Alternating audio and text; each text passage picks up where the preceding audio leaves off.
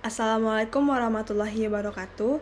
Perkenalkan, nama saya Ratu Ningsia Lovena dengan NIM 18231058 dari Pendidikan IPA C 2018.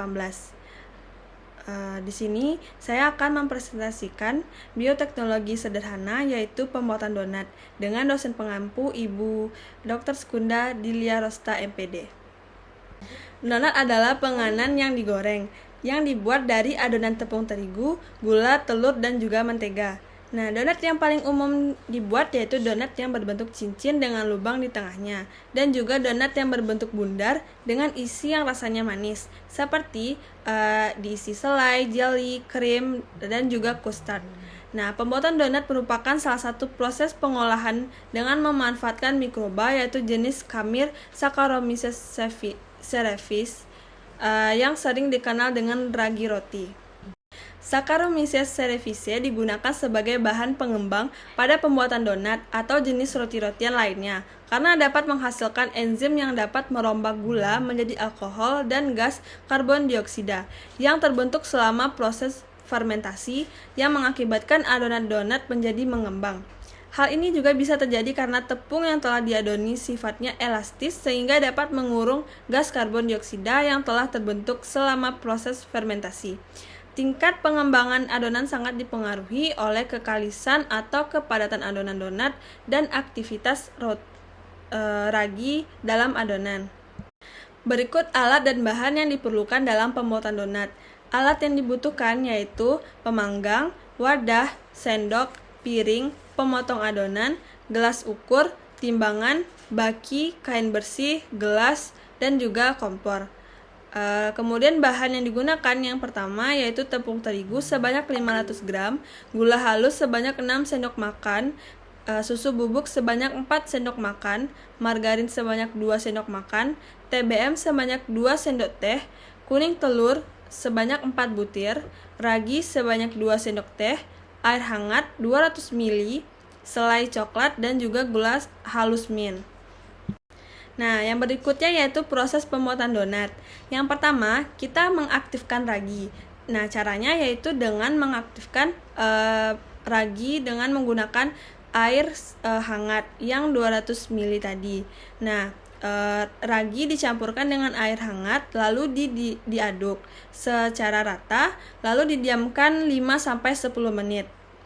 Nah, selagi menunggu raginya aktif, kita campurkan tepung terigu, gula halus, susu bubuk, lalu diaduk dengan sendok sampai rata.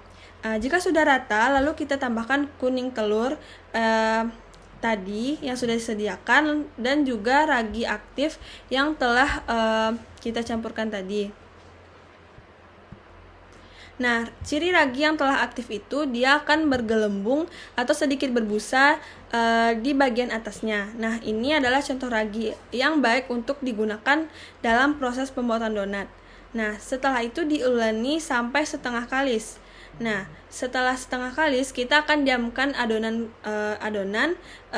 selama kurang lebih 1 jam dengan menutup dengan kain bersih. Nah, lalu setelah adonan tadi didiamkan sejam, kalau raginya itu bagus dan juga baik, adonan tersebut akan mengembang. Lalu kita akan kempiskan untuk menghilangkan karbon dioksida yang berada di dalam adonan. Nah, setelah itu adonan dicetak sesuai yang diinginkan. Nah, di sini saya membuatnya seperti cincin. Nah, setelah dibulatkan dan setelah dicetak, nah adonan itu didiamkan dengan menutup dengan kain bersih kembali selama lebih kurang 30 menit. Nah, setelah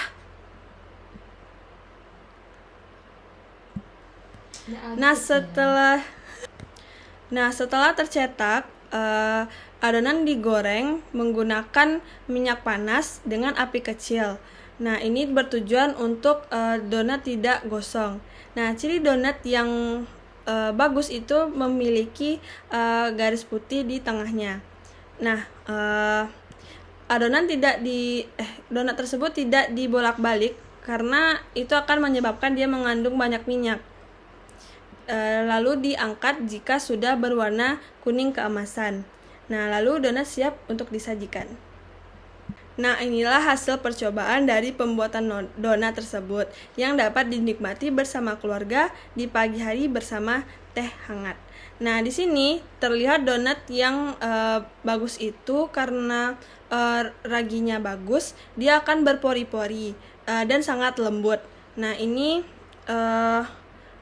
yang dari hasil yang saya buat itu sudah lembut dan juga memiliki pori-pori. Mungkin di sini bentuknya kurang rapi karena pembuatannya itu dibulatkan secara manual.